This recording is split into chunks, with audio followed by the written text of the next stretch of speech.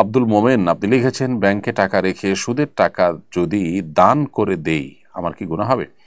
ব্যাংকে টাকা রেখেছেন, রেখে সুদের টাকাটা দান করে দিয়েছেন, আপনি দায়মুক্ত হবেন। যদি আপনি ইসলামী ব্যাংকিংয়ের মধ্যে আপনি প্রবেশ করেন, তাহলে যেই প্রফিট পেয়েছেন, সন্দেহের ঊর্ধ্বে উঠাচ্ছেন, সে দান করে দিয়েছেন, সেটা ঠিক আছে।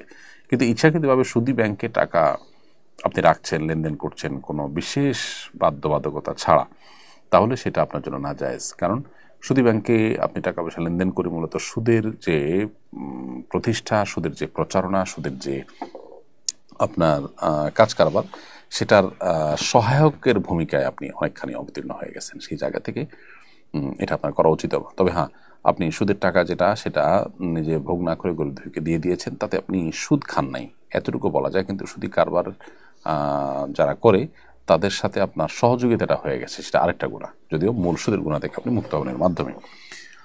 এরপরে